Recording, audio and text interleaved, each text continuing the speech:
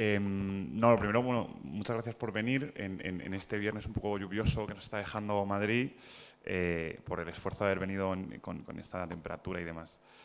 Cristina no ha podido venir por enfermedad, o sea, le da mucha rabia porque además con poca gente siempre se salen cosas muy interesantes, pero para que no se nos acumulasen un poco las citas de presentaciones, que estamos teniendo bastantes, hemos decidido continuar.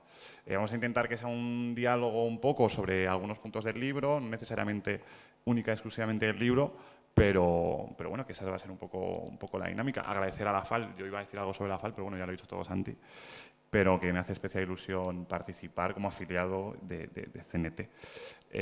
O sea que, bueno, que cuando quieras empezamos a conversar un poco.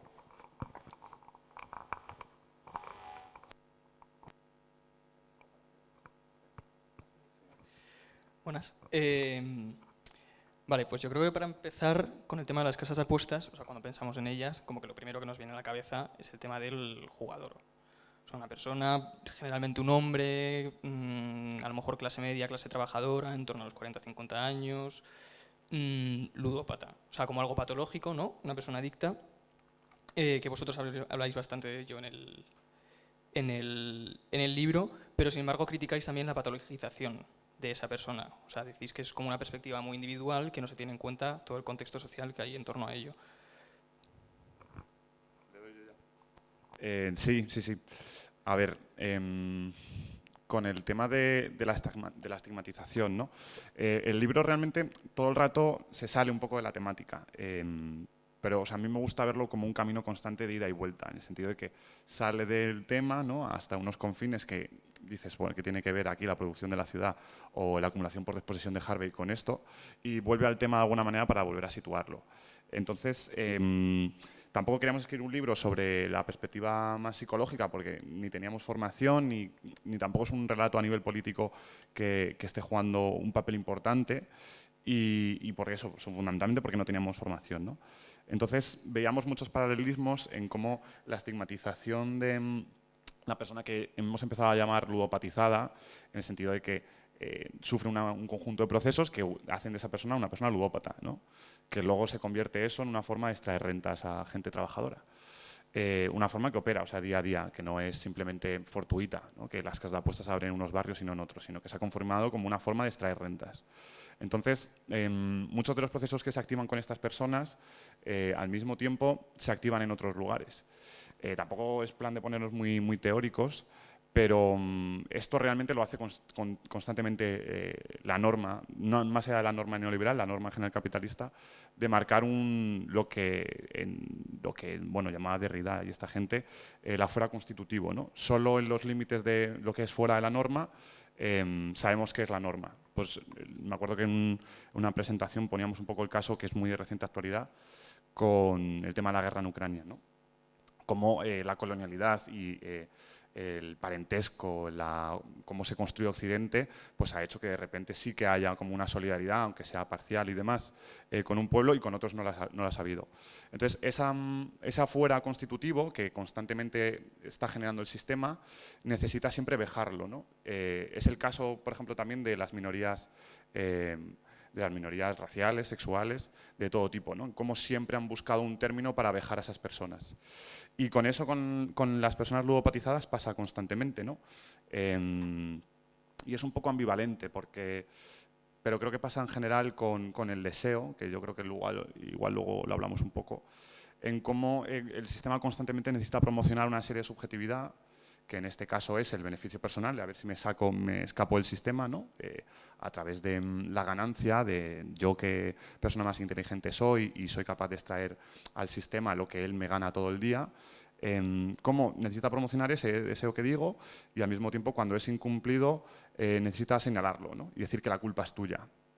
Entonces, constantemente el sistema produce eso. Hay un libro que a mí me gusta muchísimo, de Judith Butler, que es Marcos de Guerra, y habla un poco de eso, de cómo al otro siempre se le necesita un poco desrealizar, ¿no? Esa persona deja de ser un poco humana. Ella lo estudia sobre todo con el tema del duelo. Yo creo que aquí en el tema de las personas ludopatizadas pasa constantemente, ¿no? Necesitamos decir que esa persona tiene su culpa individual, que ha sido irresponsable, claro, además luego aquí ese tema se entronca con un tema sobre todo muy, muy racista y muy xenófobo de a la población migrante que acude a las casas de apuestas señalarla, ¿no? Pues son unos irresponsables, no se pone de manifiesto el problema de por qué esas personas van. Entonces, esa desrealización constante se ve en otros lugares, o sea, como en otras opresiones, por decirlo así, y aquí operaba igual. Yo creo que el punto está en cómo saber rearticular eso, en que los sujetos no sean tan pasivos, ¿no? Yo vivo pasivo a un sujeto, o sea, un proceso, pues eso, de ludopatía, sino que soy un sujeto activo en la medida en que, pues, por ejemplo, me considero como persona ludopatizada, ¿no? La lucha de las casas de apuestas no tuvo un papel protagonista, al menos lo que yo viví en Madrid, la gente que sufría la ludopatía, pero los paralelismos, por ejemplo, con la lucha por la salud mental y la despsiquiatrización eran como constantes, ¿no? Entonces esa perspectiva nos ha servido mucho también para leer el fenómeno, más allá de una perspectiva como más psicológica. Así que eso, de ahí viene un poco el fundamento de al menos esa parte del libro. Claro, o sea, estamos hablando siempre como más o menos pensando en, bueno, el nombre clase trabajadora en general, población migrante o no, pero también hay un capítulo muy interesante en el libro que es en el que habláis de que no solo es un tema de hombres, o sea, generalmente cuando vemos publicidad de casas de apuestas o vemos gente fumando en la puerta de las casas de apuestas, no suelen ser hombres, pero vosotros decís que hay una proporción muy grande de lo que son los jugadores que son mujeres. Habláis también de la diferencia un poco que hay entre el perfil de jugador hombre y el perfil de jugador mujer y sobre todo de los tipos de juegos en los que se centran un poco en función de lo que buscan. O sea, generalmente el hombre lo que busca son juegos más con más acción y en los que el hombre sí que, o sea, la persona como individuo sí que tiene poder de decisión, véase la ruleta, el póker, las apuestas, o sea, tú decides a qué número le metes o a qué partido le metes. Pero las mujeres, por ejemplo, tienden más a juegos que son puramente de azar en los que no hay ningún margen de actuación, como el rasca, las tragaperras o el bingo. Y habláis de que, por ejemplo, eso, o sea, el tema de que el hombre busque por una parte como la experiencia del juego y luego la ganancia, mientras que la mujer lo que busca es en cierto modo una evasión, porque habláis de una relación muy fuerte que hay entre el perfil de mujeres jugadoras que generalmente siempre tienen problemas previos, que sean violencia de género, depresión, viudedad, pérdida de familiares o de relaciones, experiencias traumáticas en general.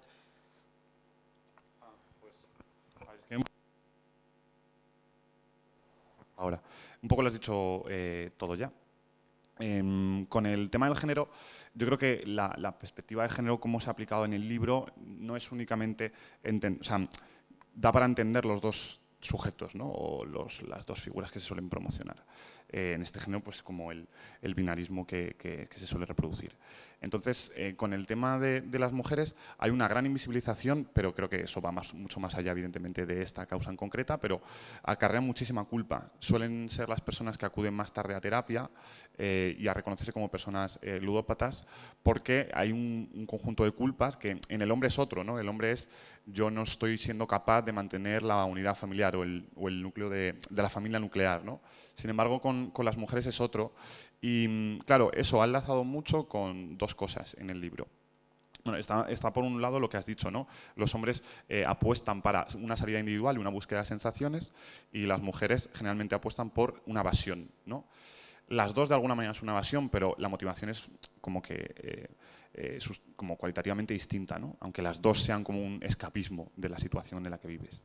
Pero eso hilaba mucho con, pues bueno, cómo este problema, decíamos, que se ha empezado a hablar a raíz de que los jóvenes y las jóvenes lo han sufrido, ¿no? Parece que la visibilización de la gente joven ha hecho que el problema empiece a hablarse. Pero, sin embargo, todos conocemos el típico perfil de persona, mujer mayor, que acude al bingo, ¿no? Y cómo eso se ha promocionado siempre históricamente y nunca ha pasado nada.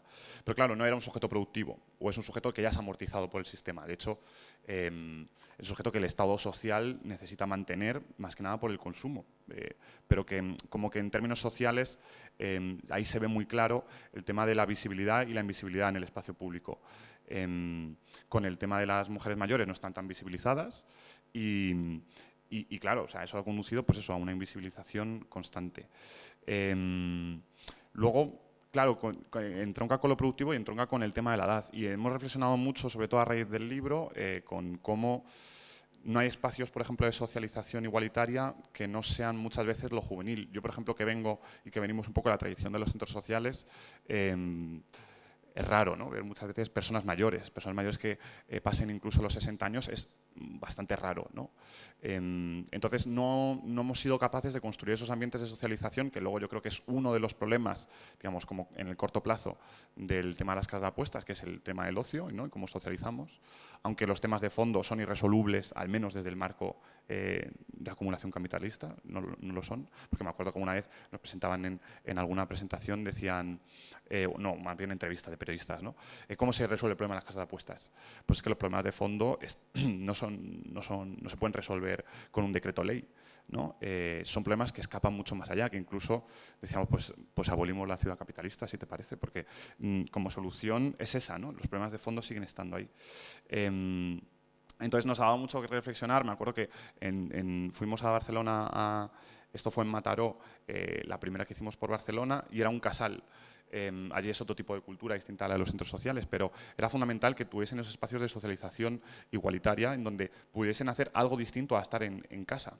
Entonces, con el tema de la perspectiva de género se han mezclado con muchas perspectivas, tanto el productivismo como, mira, pues aprovecho para recomendar un libro, el de Juan, que acaba de salir, que lo tengo que leer, sobre las personas mayores, ¿no?, de cuánta invisibilización tienen en la esfera pública.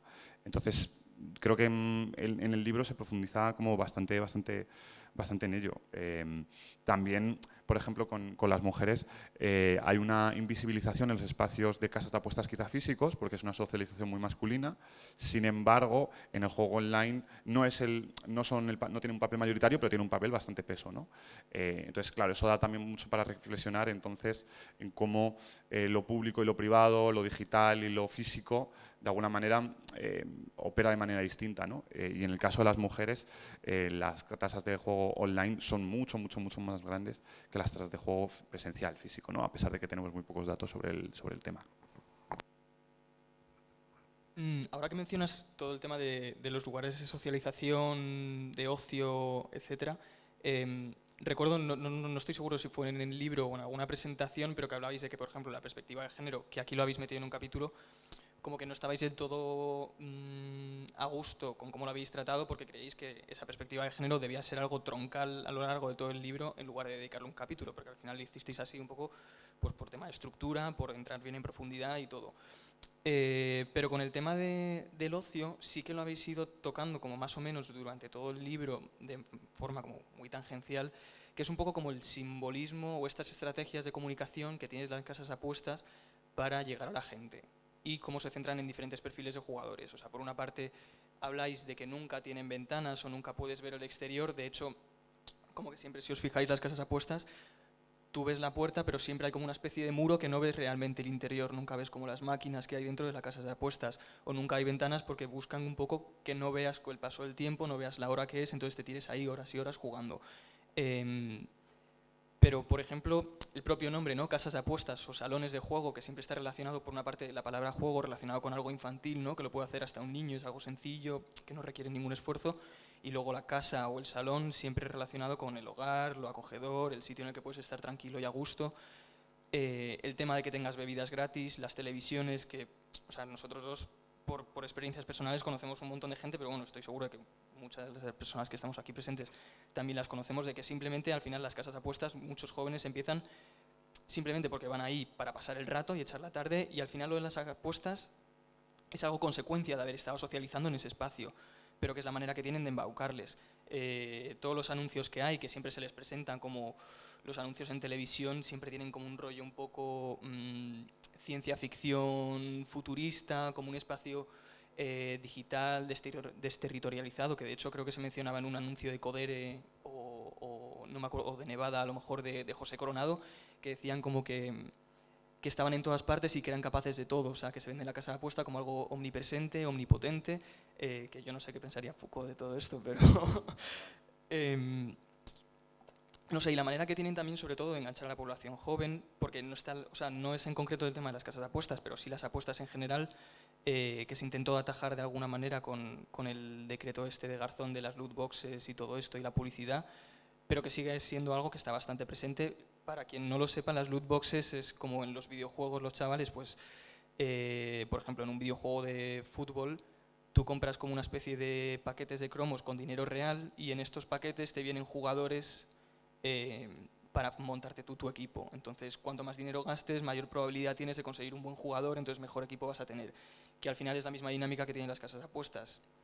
Entonces, esta clase de cuestiones, ¿cómo la veis? ¿Cómo lo habríais tratado si lo hubierais metido como más en profundidad? Porque luego el libro es que da para lo que da, o sea, quiero decir, no son 120 páginas de un pequeño libro, pero bueno, sí que da para un poco para profundizar, ¿no? Claro, eso es, por ejemplo, muy interesante en cómo está completamente hilado con una perspectiva de, si aplicamos la perspectiva de analizar lo que está pasando con las personas migrantes, en cómo, de alguna manera, las casas de apuestas están siendo el lugar de socialización que no está cumpliendo, o que cada vez más se está privatizando en la calle, ¿no? Y eso, por ejemplo, en Lavapiés, aquí quizá que seamos la mayoría de Madrid, se ve muy claro. La privatización de la calle, la criminalización constante, ha conducido a que mucha gente acuda a casas de apuestas como un lugar de reunión. Por eso hay que huir de esa visión patologizante, de decir que bueno, está en la casa de apuestas perdiendo el tiempo, ¿no? Sino en por qué están acudiendo ahí. Hay completos paralelismos, pues, por ejemplo, con el tema de los locutorios, ¿no? Y cómo se criminalizaron y se persiguieron después de los atentados, porque eran, o sea, fuera de eso, eran ambientes de socialización para las personas migrantes, ¿no? Y eso construye una identidad muy importante.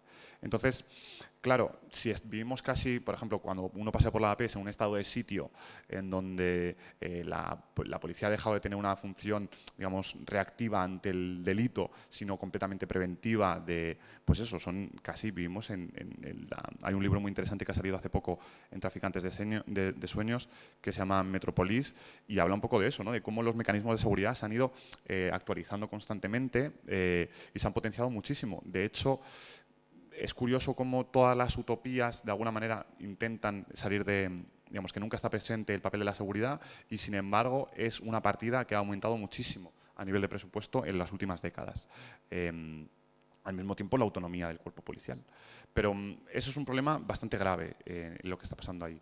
En el tema de las casas de apuestas hay una parte del libro que yo no sé si lo llegamos a tratar, pero está muy hilada con una teoría de un sociólogo que hablaba del no lugar, que nunca es un no lugar, o sea, sino que es un lugar que se habita de otra manera. En el caso de las casas de apuestas está muy claro, ¿no? Donde tú no tienes un lugar de socialización en donde poder arraigar, acudes ahí de alguna manera, pues eso, para poder socializar entre iguales.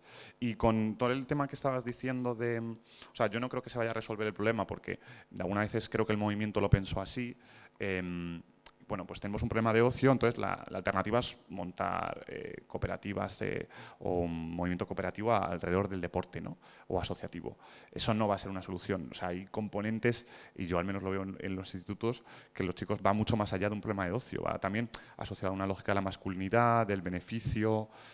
Claro, yo que he estudiado económicas, los discursos neoclásicos del sujeto empresarial, de maximización de beneficios, como este sujeto frío, ¿no? De pasiones frías, era el mismo, ¿no? Aquí. Entonces creo que el problema es muy poliédrico en ese sentido y por mucho que diésemos alternativas de ocio comunitarias no estaría resuelto, ¿no? Pero bueno, sería un primer paso para construir incluso ese otro tipo de subjetividad que es importante construir. Y luego ellos, con lo que dices, se utiliza mucho el tema de la comunidad, porque claro, con el tema del juego hemos aprendido desde peques con el juego, es una forma de aprendizaje, incluso a etapas ya mayores, el juego es una forma de adquirir conocimiento. Claro, visto así desde el juego dices, joder, qué naif, ¿no? Es casi incluso lo que decías tú, infantil, pero es el caballo de Troya para todo un conjunto de, pues eso, el tema de las casas de apuestas, ¿no? Pero lo que quiero decir es que ellos intentan constantemente activar una serie de mecanismos para rearticular cosas que incluso son emancipatorias. Esto lo hemos hablado mucho en las presentaciones, que el deseo de salir de tus propias condiciones de vida, es decir, que yo de repente me haga rico, el deseo de salir de unas condiciones precarias de existencia es un deseo que si no es anticapitalista es puramente humano y que va a estar siempre latente. El tema es cómo lo han articulado para que sea el beneficio personal tuyo. Y con todo el tema del deseo, de la comunidad, de incluso la felicidad, como que no dejamos de pensar que es el reverso tenebroso de las revoluciones del 68 y los años 70, ¿no?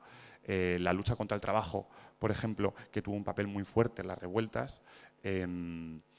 Ellos constantemente, y esto las empresas, por ejemplo, lo tienen constantemente presente, necesitaron activar una serie como de mecanismos de democratización, el propio team building y cosas así, en donde la subjetividad de la empresa y el trabajo, lo que tú lo asocias a eso, es como cualitativamente distinto, ¿no? A como podía ser el trabajo fabril, fordista, alienante de la cadena en serie.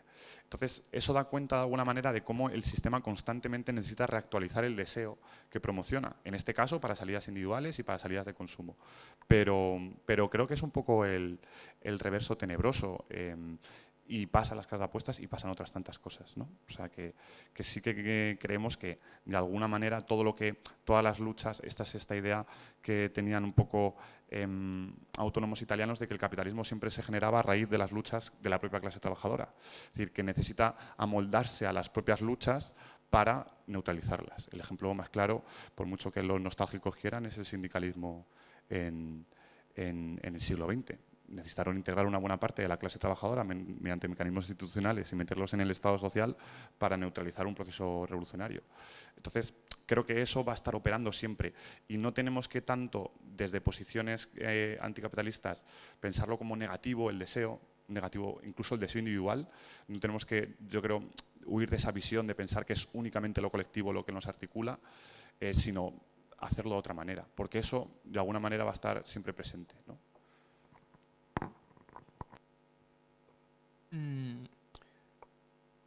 Vale, o sea, en realidad hemos ido saltando un poco a lo largo de todo el libro, pero sobre todo al principio habláis un poco de que es en torno a los años 70 cuando empieza como un proceso de liberalización con los gobiernos de Nixon, con Thatcher, que luego después se agrava sobre todo con la crisis del petróleo, con la caída de la Unión Soviética, etcétera, y que hay un cambio bastante fuerte en lo que es como la estrategia de acumulación de capital, que en un principio era algo más local o que se centraba en lo estatal y en la producción, y que en un momento dado como que gira a lo internacional y a lo financiero. Luego todo esto lo relacionáis un poco con la crisis financiera de 2007-2008, que es cuando empiezan a aparecer los fondos buitre, y esto lo relacionáis mucho también con la proliferación de todas las casas de apuestas, que es más o menos por la misma época, por lo que sea. Y sobre todo también lo relacionáis mucho con el tema de los barrios obreros, ¿no? Que es lo que ya has comentado antes. ¿Por qué esto? O sea, ¿qué relación hay entre un fondo buitre y una casa de apuestas? Pues la fundamental es que la estructura, la propiedad de las casas de apuestas está en manos de fondos buitre, ¿no? La más importante. Por mucho que se pongan nombres cosmopolitas, Luquia, Sportium y Codere son fondos, fueron empresas españolas. Y a través de la evolución de las casas de apuestas se puede ver muy bien la estructura que ha tomado la evolución de capital. Por ejemplo, con el tema de las casas de apuestas, cuando se liberaliza el juego en los años 70, se inundan las casas de apuestas, de los bares de las tragaperras, ¿no? Y se hicieron auténticas millonadas. Entonces, eso pasó de una estructura, pues eso, nacional, muy patrimonial, casi caciquil, ¿no? De unas cuantas empresas, y conforme fueron, porque además tienen unos aires de grandeza tremendos. En América Latina intentaron hacer un desembarco, creo que fue Codere, y no les sale bien. Entonces, tienen un problema de acumulación en lo productivo, que es decir, que cada vez más la esfera nacional y la esfera productiva tiene un menor peso, y de repente entran los fondos buitre para cooptar esa empresa, ¿no? Que es muy fácil y sencillo. Esa empresa acumula una serie de pérdidas cada vez más y entra en concurso de acreedores, que en concurso de acreedores de alguna manera es la empresa está a punto de palmar y ya vamos a ver cómo salvamos los muebles. Y es ahí en donde entran las empresas, los fondos buitre, y toman la propiedad, ¿no? De esas empresas. Si lo pensamos, es el mismo mecanismo que utilizan con la vivienda en el Estado español, pero bueno, es una dinámica en general bastante extendida, que cogen en los barrios trabajadores la empresa, el suelo mucho más devaluado, y van encareciendo progresivamente para echar a las vecinas del barrio, ¿no? También tiene una función muy higienizante, es decir, que la gente trabajadora no esté en los barrios trabajadores y la vayan como expulsando progresivamente y la ciudad se vaya haciendo más grande. Entonces, la estructura, claro, hila mucho con eso, con los años 70, ¿no? Por eso el paradigma de la socialdemocracia más keynesiana, que quiere volver como a un Estado social, pues yo creo que es imposible, es inviable, porque la esfera de lo productivo ya ha dejado de tener un peso. Los estados, pues bueno, pues ya no tienen la fuerza que tenían antes y pues vivimos un poco la lógica de lo financiero, que además como se hace internacional se expanden muy rápido las crisis. Es decir, si hay una crisis en lo que pasó, una crisis de Lehman Brothers ataca a la economía española, sobre todo también por la dinámica de la economía española tendente a la burbuja inmobiliaria y demás. Pero yo qué sé, yo pienso que eso podría darnos pie como al desencanto, pero ante esa lógica de lo internacional, que incluso con un gobierno progresista que quiera, como el de Tsipras, no hay correlación de fuerzas para poder alternar el espacio mundial, ¿no? La economía mundo, el sistema mundo. Entonces, quizá haya que volver a lógicas como mucho más clásicas de toda la vida, de organizaciones locales, de confederaciones, de federaciones, de partidos, bueno, de lo que sea, ¿no? Cada uno de la tradición que sea. Pero esa es de alguna manera la forma de resistencia que tenemos, creo. Y con las casas de apuestas, pues eso, el tema de la financiarización creo que está muy presente. Es a día de hoy lo que genera más beneficios en el capitalismo actual. La parte productiva ha dejado de tener un papel. De hecho, es raro una empresa grande que no...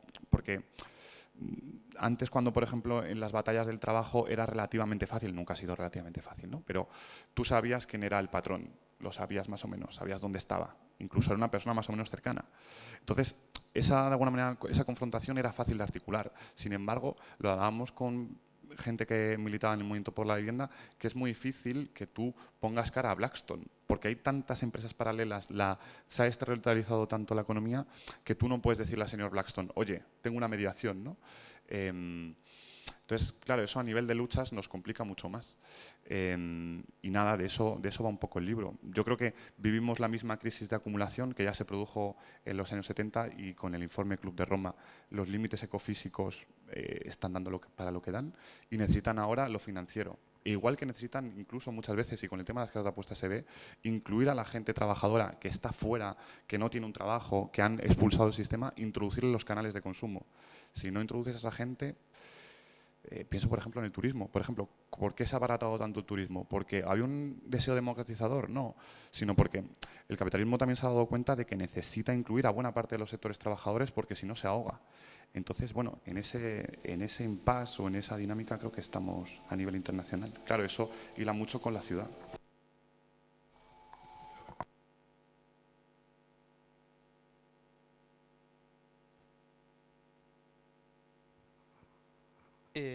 Vale, pues a partir de aquí, ¿qué es lo que nos queda? O sea, sí, o sea, están los fondos buitre. Hemos visto también, sobre todo en los últimos años, que sí que ha habido como movimientos populares, ¿no? Desde los barrios de intentar dar una respuesta a todo el tema de las casas de apuestas, ¿no? El movimiento en contra de las casas de apuestas, etcétera. Pero ¿qué puede hacer como los movimientos sociales o qué puede hacer las vecinas o la gente afectadas al respecto, ¿no? Claro, esa es la pregunta, ¿no? Bueno, o sea, yo creo que hay cosas que se pueden hacer y otras que a lo mejor tenemos que intentar hacer como un análisis crítico de lo que ha pasado en el último, incluso la propia dinámica de los movimientos sociales que hemos tenido. El último capítulo realmente es un poco crítica también a cómo se articuló el movimiento, como una lucha muy sectorial, ¿no? A mí muchas veces me ha dado la sensación de que hemos tenido una sectorialización de luchas que nos ha servido de impotencia para todas, en el sentido de que yo soy militante de las casas de apuestas, de la lucha contra las casas de apuestas, tengo la militancia de vivienda, otra gente, ¿no? Y no existen vasos comunicantes más allá de socialización en los centros sociales. Entonces, no sé, pues yo creo que ahí en ese sentido, comprando un poco lo que suele decir Emmanuel Rodríguez, pues hay que volver a la política sin atajos. Es decir, no confiar en una salida institucional, no confiar necesariamente, porque con el tema de las casas de apuestas nos pasa igual. Dejar de pensar el mundo en términos socialdemócratas de una reforma tecnocrática, un real decreto que nos vaya a solucionar los problemas e intentar hacerlo por nuestra propia parte. Y eso es un proceso de construcción muy lenta, pero que creo que es a día de hoy lo único que puede salvar, incluso lo que para las propias salidas institucionales necesitan. Hay una autora que a mí me gusta muchísimo que se llama Raquel Gutiérrez Aguilar y habla mucho de cómo las dinámicas de, por ejemplo, en América Latina se sostienen fundamentalmente porque existen unos movimientos sociales fuertes. muy bien articulados o con mucha potencia. Sin embargo, ella misma habla, por ejemplo, de que en el caso europeo todo el proceso como de ciudadanía es más difícil, ¿no? Porque pensamos siempre el mundo en el sentido de, bueno, hay un problema, por ejemplo, por poner un ejemplo, el tema de las redes de apoyo. Pues en el tema de las redes de apoyo, una tentación era decir a la institución, a los servicios sociales, oye, vamos a dar el presupuesto y que se cumplan las necesidades de estas personas. Otra solución, que otras personas apostamos por esa, era la vía de la propia autogestión de la propia gente, para construir eso, organizaciones que ordenen el común. Yo creo que en el último ciclo hemos vivido un poco también una dinámica como muy acelerada, en donde un problema y teníamos que ir al problema y planteamos una movilización. Bueno, yo creo que conviene más el trabajo a fuego lento, sobre todo porque desgasta menos. La dinámica de movilización también tiende un poco al desgaste. Y yo también lo veo en otros sectorialismos tipo sanidad pública, educación pública. Es muy difícil mantener el movimiento si tú estás pidiendo única y exclusivamente a la institución, porque te quemas. Y es lógico que la gente se queme. Sin embargo, tú en la medida de lo posible, si eres capaz de articular una comunidad de afectos, una comunidad en lucha, algo que sostenga diariamente la vida, o sea, que los centros sociales, por ejemplo, fuesen lugares que sostienen normalmente la vida, o sea, que se naturalicen pues, procesos organizativos cooperativos o de autoorganización, no necesariamente una lógica como de movilización y más de, bueno, de resistencialismo, que es un poco en el que vivimos, pues yo creo que ese es un poco el camino al que ir tirando, ¿no? Y entenderse los movimientos sociales. La última parte del libro habla del derecho a la ciudad y nos ayudaba porque aparte de que la ciudad creo que tiene como un análisis imprescindible que cada vez se hace más, pero que a muchos marxistas les costó mucho, pero de análisis de por qué la ciudad es importante para la dinámica capitalista en general, une las dos luchas. Yo creo que muchas veces la lucha del trabajo, que por ejemplo hacíamos en el sindicato, tenía muy poca vinculación con lo que hemos venido a llamar los nuevos movimientos sociales, ¿no? Que en general son los movimientos autónomos de diferentes luchas que se articulan en lo local. Entonces, yo creo que es importante que tengamos esos espacios, no coordinadoras, pero bueno, espacios en donde poder compartir luchas, porque eso es luego lo que nos puede conducir a una pues yo qué sé, una estrategia de emancipación. Y ya, perdón por la chapa, pero creo que hay que intentar salir un poco de esos esencialismos. En la última parte del libro creo que también de alguna manera pretende contraponerlos. Una lucha siempre es una construcción. Las casas de apuestas se podían haber naturalizado perfectamente, como otras tantas cosas que suceden en el día a día. Sin embargo, hubo un conjunto de personas que problematizaron eso, y eso fue una articulación política. Entonces, creo que eso pasa en todas las luchas políticas, y en lugar de esencializarlas, pensarlos como estrategias de emancipación. Tengo la lucha de las casas de apuestas y cómo la puedo articular con otras. Pues yo creo que, de alguna manera, ahí está la solución de toda la vida. Lo que pasa es que bueno, hemos tenido algunas, creo que estos últimos años y estas últimas décadas están siendo muy de la impaciencia del quererlo ya, y la impaciencia siempre es la delegación, pedir a la institución que haga por nosotras. Entonces, en la medida en que empecemos a tomar las cosas, no sé, en organizaciones del común, creo que podemos empezar a dar al menos la batalla. Desde ese momento, pues nos quedará eso, la delegación y lo de siempre. Así que, no sé. Si queréis respondemos y luego planteamos alguna cosa más. Por ir un poco del final al principio. O sea, yo creo que evidentemente el tema de, por ejemplo, el juego y las casas de apuestas se ve ya bastante mal. O sea, y eso da cuenta de cómo las batallas de la sociedad civil son batallas muy paulatinas, pero que construyen un tipo de sentido. Con esto... Y, por ejemplo, el ejemplo que ponía Santi, ¿no? Habrá muchos juegos que, o sea, muchas empresas que quieren decirse el juego responsable. Y eso da cuenta siempre de cómo constantemente el poder hace un ejercicio dual, que es integro a lo que necesito integrar para que no se me vaya muy lejos, o sea, para que no se me haga muy grande, y al mismo tiempo encono a gente que... Quiero decir, por ejemplo, con el tema de la empresa, igual pasa, ¿no? Necesitan integrar todo un conjunto de críticas para poder seguir viviendo. O sea, no pensemos únicamente el capital como forma completamente estática, sino que constantemente, por su propia lógica de acumulación, necesita actualizarse. Necesita, por un lado, integrar y, por otro lado, pues por ejemplo, pasa mucho con las luchas LGTBI en el mundo de la empresa. No integran a las partes más disruptivas del movimiento. Sin embargo, incluyen una serie de partes. Y eso no da cuenta de que los movimientos LGTBI, por ejemplo, sean menos revolucionarios que los movimientos de clase. En ningún caso. Sino da cuenta de cómo el sistema necesita constantemente actualizarse. Entonces, yo creo que esa perspectiva es mucho más útil para pensar el poder, ¿no? O sea, que no es únicamente un poder que nos niega cosas, que nos subsume a su lógica, que nos domina, sino que es un poder siempre que negocia un poco, porque necesita legitimarse día a día. Y claro, yo creo que hay una tensión, sobre todo con el tema de las casas de apuestas, que hemos vivido mucho, creo, y es una dinámica que tendríamos que intentar salir ya, de cómo combinar las luchas por el territorio, que son las luchas que hemos militado siempre, las luchas autónomas, con una lucha más en clave universal. Es decir, el señalar un problema muy concreto tiene una potencialidad inmanente.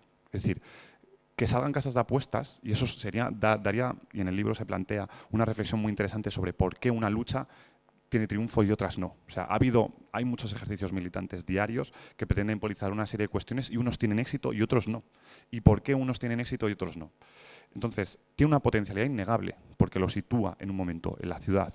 Este es mi barrio, tengo una identidad que no sé muy bien cuál es, pero sin embargo no quiero que estén esas casas de apuestas. Sin embargo, si eso no se articula con un proyecto más en clave universal, se vacía, ¿no? y tiende al desgaste. Por eso, muchas veces, si tú no construyes organización popular, no tienes una lucha, porque simplemente tienes eso, la demanda a la institución, y eso conduce al demandismo que decimos un poco en el libro, que se quema, la gente se vuelve a casa, ¿no? Y en el tema de las casas de apuestas se ha visto. El libro tiene condición póstuma, porque las casas de apuestas, el movimiento contra las casas de apuestas ya no existe en Madrid, ¿no? Y sin embargo, para mucha gente joven, fue una primera experiencia de socialización política. Entonces, y al mismo tiempo, los proyectos universales, o más clave universalizante, no hemos sido tampoco capaces de articular luchas en lo local. Es decir, y yo esto lo pienso mucho en cómo, que luego lo hilo con lo que decíais, lo que hacía importante a los movimientos sociales más en clave emancipatoria no era tanto una retórica del asalto al poder, del asalto a la emancipación, eso siempre está, ¿no? Siempre agitación, propaganda y demás, sino lo que hace mantener las luchas son las comunidades de afectos. Por ejemplo, cuando te pones a ver el caso del anarquismo español, no significa que 1 millón de personas en Barcelona eran anarquistas de pro y se habían leído la ABC del comunismo libertario. Sin embargo, tenían toda una comunidad que ordenaba el día a día. Que tú tenías tu ateneo, tenías tu cooperativa, tenías tu sindicato. Y esa era tu vida. Entonces, solo a través de esas organizaciones populares se mantienen las luchas. Y eso creo que a día de hoy los partidos, al menos los partidos políticos, no están. Está en una dinámica de la institución y de la delegación, pero no está en la construcción de unidad de organizaciones populares más allá de sus filas. Están, pues eso, en la endogamia del partido, pero de momento yo no he visto partido en las últimas décadas que haya sido capaz de construir eso. Mira, el otro día, por ejemplo, en la presentación de Pablo Iglesias de su libro, que yo no... O sea, que no estoy de acuerdo con él, la mayoría de cosas. Pero decía una cosa que yo creo que él lo pone siempre en términos nostálgicos y la cultura del PC y demás. Pero decía, lo importante del PC no eran, creo que era un discurso además de Carrillo, fíjate, que lo importante eran los compañeros que van día a día a las fábricas a repartir los panfletos. Pues esa comunidad de afectos, ese sentirse parte de algo, es imprescindible para la comunidad de lucha. Uno no puede vivir constantemente como muy ideologizado y pensar, o sea, no todo el mundo se puede permitir, ni incluso creo que sea bueno, leer a Lenin por las tardes o leer a Kropotkin por las tardes, ¿no? Sino que algunas personas, por sus oficios o por sus tiempos libres, pueden, pero lo importante es cómo esas luchas se mantienen en el día a día. Entonces, creo que ese es un poco el problema que estamos teniendo hoy. Yo sí que soy muy crítico con lo que comentabas, en el sentido de ¿dónde está lo político? Creo que, por ejemplo, hay una perspectiva muy interesante de... Pensamos a veces que lo político es lo que se enuncia como político, ¿no? Pues si yo hago aquí un discurso anticapitalista, pues esto es lo más político del mundo. Sin embargo, otras esferas de nuestra cotidianidad parece que no están políticas. Y yo me acuerdo que hubo unos marxistas británicos, sobre todo de la New Left, Stuart Hall y gente así, que hablaba mucho de lo político que parece que no es político, pero que ya es político en sí mismo. Y hablaba sobre todo del tema de las tribus urbanas, ¿no? De los skinheads y demás. Podían parecer simplemente tribus y ellos, en lugar de tener una visión de decir, estos chicos no están haciendo nada político, lo pensaban de forma política. Y ese ejemplo creo que se ve, por ejemplo, muy fácil en hoy con el tema de, que Chris además lo ha estudiado bastante, con el tema de las familias de la calle, las mal llamadas bandas latinas, que se piensa única y exclusivamente que son personas que tienen comiten el crimen. Y durante mucho tiempo las familias de la calle fueron mecanismos de integración de la propia comunidad migrante para vivir en una sociedad que más les daba la espalda. Entonces, creo que eso es mucho más interesante. Y ese problema que estamos teniendo de ideológico, de pensar que a lo mejor las personas no está lo ideológico en esas personas, es que muchas veces, no sé, creo que esa es una visión como muy desde fuera de la gente trabajadora, pero es que en los barrios muchas veces no existe posibilidad de tener otro tipo de subjetividad, no existen espacios sociales. Construir espacios sociales, no digo que sea más fácil, ¿no? Pero en sitios de clase media, en algunos barrios de Madrid se ve mucho, son espacios ultramente politizados, con muchas organizaciones, pero que son un tipo de persona. No quiero ir a la explicación sociológica, pero es un tipo de persona. Sin embargo, te vas a Leganés, yo al menos ahora que estoy ahí trabajando, y no hay sociedad civil. Entonces, creo que el papel, en lugar de pensar que la persona ludópata tiene la culpa, es qué estamos fallando como proyectos políticos para no construir un tipo de comunidad, o sea, un tipo de subjetividad. Y eso va más allá del discurso, va más allá de decir a esa persona que no se está dando cuenta de todas esas cosas que le están pasando. Por ejemplo, ¿cuál es la política subjetiva, aunque sea económica, más importante que promocionó el neoliberalismo siempre? La vivienda. Pero solo después de cargarse todas las comunidades obreras, le podías decir a la gente que su salida individual era la propiedad, la vivienda en propiedad. Sin embargo, que uno fuese de un partido, de una comunidad, lo hacían, por ejemplo, en el caso, el libro este famoso de la demonización de la clase obrera se ve muy bien. Cuando tú te has cargado todo el mundo obrero, todo el mundo de los sindicatos, de las cooperativas, de las distintas tradiciones que compiten entre sí pero generan organización, solo ahí de repente puedes vender el sueño individualista. Hay una frase que hace poco leí, porque estoy leyendo algún libro de Comité Invisible, que decía que si la comunidad nos secamos, nos volvemos unos cínicos. Pues yo creo que ese es el sentimiento que tenemos que constantemente promover, el ser otro tipo de organización que conduzca a otro tipo de subjetividad. Y eso no se va a resolver por cuestiones, quiero decir, de discurso. O sea, el discurso siempre pensamos que es únicamente lo enunciado, pero es mucho más. Y pongo dos ejemplos. Con el tema de la educación en Madrid, esto va mucho más allá de que si uno es de izquierdas o de derechas. O sea, hay muchísimas personas que se consideran incluso anticapitalistas que meten a sus hijos en escuelas concertadas para que no se junte con la población migrante. Y eso da cuenta de cómo el sistema y la institucionalidad reproduce un modo de ser. Es decir, que mi hijo, mi hija no se junte con el migrante es un tipo de subjetividad. Y eso va más allá de la izquierda y la derecha. Y pensémoslo igual también con el tema de la vivienda. Da igual que sea de izquierda o de derecha si mucha gente, por muy de izquierdas que sea, tiene 3 pisos en propiedad y los alquila. O sea, ¿y eso es que esa gente es menos de izquierdas? No, sino que hay, pues eso, una funcionalidad en ese sistema que reproduce ese modo de yo, aunque sea muy de izquierdas, es que esta casa la tengo, que no le estoy sacando su fruto. Entonces, creo que el problema es más complejo y que solo las organizaciones del común podemos construir otro tipo de subjetividad. Mientras tanto, pues nos queda un poco la batalla. Por eso creo que algunos procesos se mantienen y construyen más idea de comunidad que otros. Y pongo un poco el ejemplo de Podemos.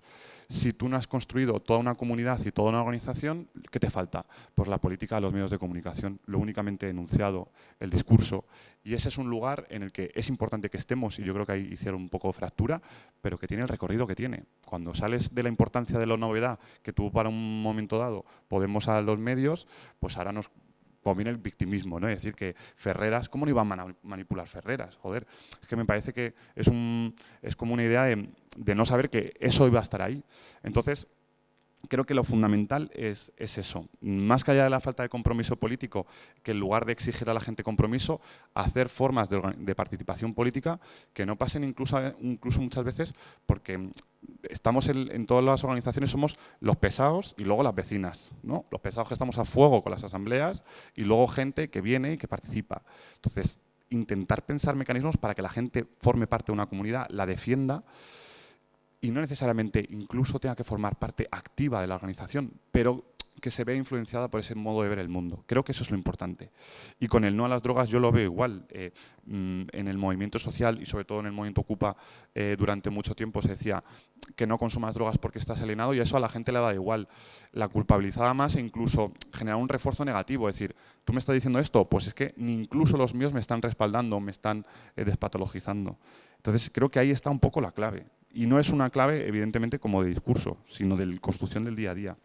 Y con esto que habías dicho de lo del juego, claro, es que lo que hemos hablado un poco con lo del libro, que se ha metido el juego en nuestro día a día. O sea, y eso es como súper articulable de muchas maneras. Nosotros salimos por la puerta, en lugar por la de la izquierda, por la de la derecha, y una casa de apuestas es capaz de decirte, unos eligen una y unos eligen otra, o unos eligen la de la izquierda y otros la otra. Chris siempre pone el ejemplo de que, un anuncio de Lukia, había un funcionario en donde, bueno, un opositor que decía, me voy a sacar una oposición, y decía, ¿y cuándo te la vas a sacar? Y dice, pues dentro de un año. Y dice, no, dentro de 6 meses. Y dice, hasta los que no apuestan, apuestan.